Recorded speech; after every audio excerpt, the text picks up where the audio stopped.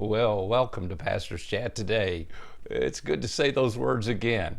Thank you so much for your prayers this past week as we've been sick with COVID. Edith's been sick with it also. We're both recovering.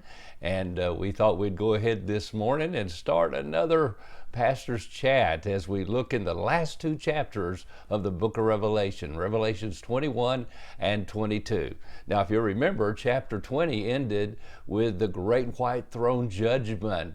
We believe that's the last thing that takes place in time, because there at that judgment seat, the dead of all the ages stand before God. The books are open. They're judged according to their books, and whoever is not found written in the Lamb's book of life is cast into the lake of fire.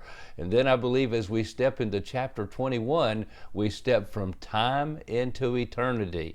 Now remember, the great white throne judgment took place at the end of the 1,000-year reign of Christ, a literal 1,000 years where Jesus ruled and reigned on planet Earth with his saints from heaven, and the saints of the Old Testament, the saints of the New Testament.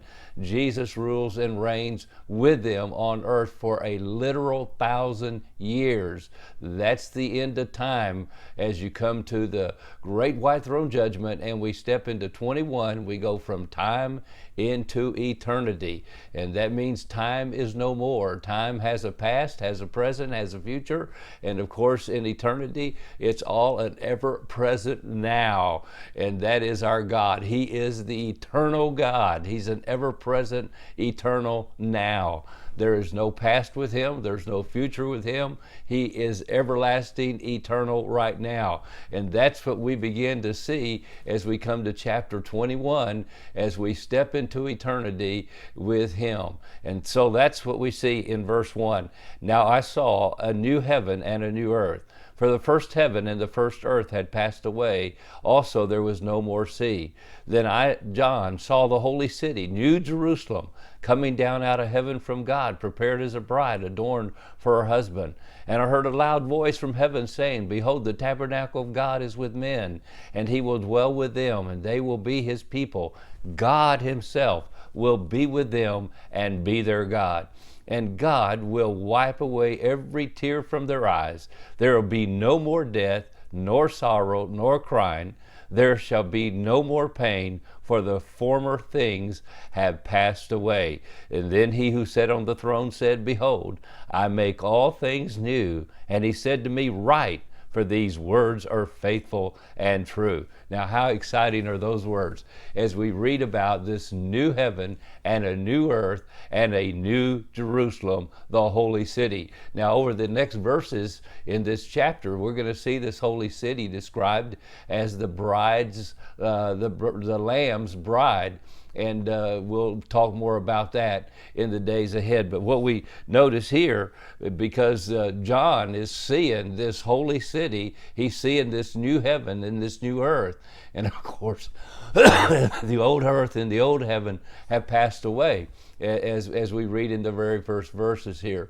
And so John is explaining to his readers some very exciting things, who have been going through tremendous persecution in his day. Now, this new heaven and a new earth, of course, is what we call eternal, and that's what we will be a part of. Sometimes we call that heaven. Now, despite the Scripture's description here, it's still hard to imagine what the eternal city will be like. And of course, as you read the different commentaries at this point on Revelation 21 and 22, you have a lot of different opinions exactly what this holy city looks like, what heaven, eternity looks like. But I just know this: heaven is a prepared place for prepared people. Jesus said, I go to prepare a place for you. So we know it's a real place. We know it's a holy city, because in Revelation 21:27, the last verse of this chapter, nothing that defiles will enter into that city. It's a holy city. It's a prepared city, and it's a beautiful city. It's as beautiful as a bride on her wedding day. And he amplifies these characteristics in both chapters 21 and 22. Well, we have something to look forward to as we look forward to no more pain, no more suffering, no more COVID, no no more coughing, and all that goes with that too. Thank you again for your prayers this past week, and we thank the Lord for you, and we're looking forward to trying to keep these pastor chats going over the next few days. God bless, and you have a wonderful, wonderful day.